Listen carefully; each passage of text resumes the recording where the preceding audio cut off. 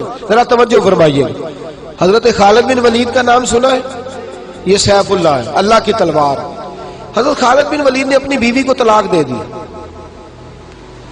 اور بڑا عرصہ وقت اچھا گزرا، طلاق ہو گئی، بیوی چلی گئی. ایک باغ بھی دیا تحفے میں. بعد میں ایک آدمی پوچھنے لگا، حضور آپ نے بیوی کو طلاق دے دی، کیا معاملہ تھا؟ آپ فرمانے لگے کوئی مسئلہ نہیں، میری بیوی بڑی نیک تھی، پرہیزگار تھی، اچھی تھی، فرما بردار. انداز دیکھیے گا.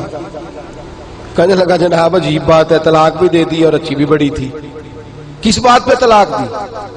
آپ فرمانے لگے وہ میرے ساتھ 27 سال رہی ہے. کتنے سال؟ اور میں انتظار کرتا رہا ہوں. میرے نبی پاک صلی اللہ علیہ وسلم نے فرمایا جس کو اللہ تکلیف نہیں دیتا اس سے اللہ ناراض ہوتا ہے. میں نے 27 سال انتظار کیا، اس کے تو کبھی سر میں درد نہیں ہوا تھا. تو آپ فرماتے ہیں میں نے اسے ایک باغ دے کے بھیج دیا اس کے میکے. میں نے کہا تیرے اوپر چونکہ آزمائش نہیں آتی تو کہیں ایسا نہ ہو اللہ تجھ سے ناراض ہے تو مجھ سے بھی ہو جائے. مانے لگے اس خیال میں نے اس کو بھیج دیا ہے کہ اس پہ تو تکلیف ہی کبھی نہیں آئی. ہمارے ہاں ذرا ذرا سی آزمائشیں ہیں اور لمبے چوڑے پہاڑ ہیں. اور ایک اور بات سن لیں، آزمائشوں میں جو جینا سیکھ جاتا ہے نا، رب کریم اسے درجے بھی بڑے ہی عطا فرماتا ہے. جس کا دنیا میں کوئی سہارا نہیں نہ بنتا پھر اسے خدا کی رحمت آگے بڑھ کے سہارا عطا فرماتی ہے. اپنی زندگی کے اندر آزمائش سے لڑنا، تکلیف سہنا، ذہن بنا لے تکلیفیں آئیں گی، آزمائشیں آئیں گی، بیماری آئیں گی، مجھے برداشت کریں. جس کے اندر برداشت ہے اس کا حوصلہ بہت بڑا ہے، اور جو برداشت سے آ رہی ہے وہ ختم ہو جائے. میرے رسول کریم صلی اللہ علیہ وسلم کی صحابیہ حضرت اسماء بنت ابی بکر صدیق، جناب صدیق اکبر رضی اللہ تعالی عنہ کی صاحبزادی ہیں، حضرت عائشہ کی بڑی بہن ہے. یہ وہی ہیں جو غار ثور میں میرے نبی کو کھانا پہنچایا کرتی. 90 سال سے زیادہ عمر ہوگی حضرت اسماء کی، اور ان کے صاحبزادے عبداللہ بن زبیر رضی اللہ تعالی عنہ. 90 سال سے زیادہ عمر ہوگی اور ان کے صاحبزادے لڑائی کر رہے ہیں حجاج بن یوسف کے ساتھ. آنکھوں سے انہیں نظر نہیں آتا حضرت اسماء کو، بوڑھی ہو گئی. صاحبزادہ جہاد کر رہا ہے. حضرت عبداللہ بن زبیر اپنی والدہ کے پاس آئے اور آ کے کہنے لگے اماں میرے کچھ ساتھی بھاگ گئے ہیں، کچھ کمزور ہو گئے، حجاج کے ساتھ میرا مقابلہ ہے. والدہ بڑا کم نظر آتا ہے، پریشان ہے، 90 سال سے زیادہ عمر ہے. اور ماں گلی میں جھگڑا ہو رہا ہو تو بیٹے سے کہتی ہے بیٹے تو اندر آ جا جلدی سے، تو نہ بیچ میں حصہ لے لے.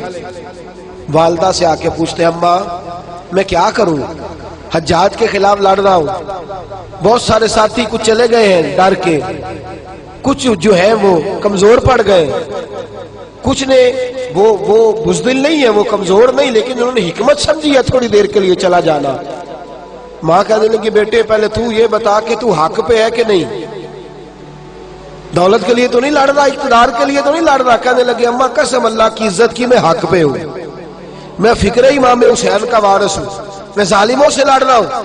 تو ماں کہنے لگی بیٹے جا. پھر والدہ کہنے لگی جا میرا بیٹا اور جا کے اس کے ساتھ لڑائی کر، اگر تو فتح یاب ہو گیا تو میں شکر ادا کروں گی، اور اگر تو شہید ہو گیا تو میں قیامت میں تیرے اوپر فخر کروں گی.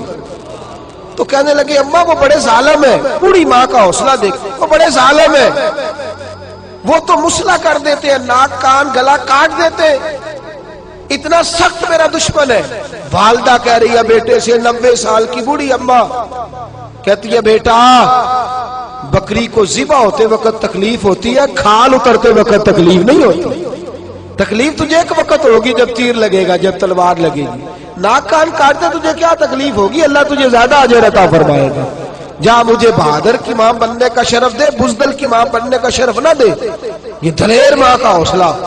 یہ لفظ کیا کہ بیٹے کو بھیجا. حضرت عبداللہ بن زبیر لڑے، 14 دن تک آپ کی لاش لٹکی رہی، لیکن 14 دنوں تک آپ کے وجود سے خوشبو ہی آتی رہی. حجاج بن یوسف نے آپ کی ماں کو بلایا، حضرت اسماء آئی، کہنے لگا تجھے پتہ ہے تیرے بیٹے کی لاش لٹک رہی ہے؟ کہنے لگی کیا کہا؟ لٹک رہی ہے؟ ہاں تیرے بیٹے کی لاش لٹک. کیا کہتے ہو؟ تیرے بیٹے کی لاش لٹک رہی ہے. پھر بتا لو. تیرے بیٹے کی لاش لٹک رہی ہے. تو آپ فرمانے لگی شکر ہے اللہ کا، میرے بیٹے کی لاش لٹک رہی ہے، کہیں جھکی ہوئی تو نہیں ہے نا، کسی ظالم کے آگے جھک تو نہیں نہ گئی، کہیں اس نے گلا کٹایا ہے کہیں جھکایا تو نہیں نا, شکر ہے میں اللہ تعالیٰ کا. کہنے لگے تو مجھ سے سفارش نہیں کرے گی کہ اس کی لاش کو ہٹا دوں؟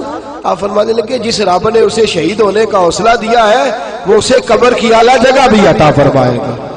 حضرت عبداللہ بن زبیر جنت المعلیٰ میں آرام فرما رہے ہیں اور سرخیل ہے وہاں کے مسلمانوں کے. عزیزوں, تکلیفوں کو آگے بڑھ کے وصول کرنا. ذرا ذرا سی بات پہ لوگ چیختے چلاتے ہیں, کفر بولتے ہیں, گھروں میں فوتگی ہو جائے تو کفر. حضرت جعفر طیار شہید ہوئے, حضرت علی کے سگے بھائی تو ان کے گھر کی عورتیں رونے لگی. حضور نے فرمایا جاؤ انہیں چپ کراؤ. صحابہ گئے, خاموش نہیں, پھر رونے لگی. فرمایا چپ کراؤ انہیں, پھر چیخنے لگی. تیسری بار حضور نے فرمایا نہیں چپ کرتی تو ان کے منہ میں خاک ڈال دو. انہیں پتہ نہیں جو بین کرے, سر پھاڑے اور اپنے چہرے پر اپنے ہاتھ مارے وہ تو میری امت میں شامل ہی نہیں ہے, تو میری امت میں شامل ہی نہیں. میرے عزیزوں, شریعت اسلامیہ حوصلے کی بات کرتی ہے, صبر کی بات کرتی ہے. گھروں کے اندر ذرا ذرا سی بات میں بے صبری کرنا, ذرا دو چار جملے بھی ہم ہضم نہیں کر سکتے, ایک بے رخی بھی ہم ہضم نہیں کر سکتے, تھوڑی دیر کے لیے بھی کوئی آنے والی تکلیف ہم برداشت نہیں کرتے. بے صبری ہے, ہماری کم حوصلہ ہے اور تحمل مزاجی سے دور چلے گئے ہیں, اس لیے ہمارے غم بھی روز بروز بڑھتے چلے جا رہے ہیں. رب کائنات کی بارگاہ میں یہ التجا کیا کرے اللہ ہمیں حوصلے عطا فرمائے اور ساتھ رب کریم ہمارے اوپر وہ والا فضل فرمائے اس طرح وہ اپنے نیک بندوں پر فضل فرماتا ہے. اور اللہ ہمیں حوصلے اور صبر کے ساتھ زندگی کے ایام گزارنے کی توفیق عطا فرمائے. ہمیشہ مدحت خیر الانام میں گزرے. دعا ہے یہ عمر درود و سلام میں گزرے. آخر دعوانا ان الحمدللہ.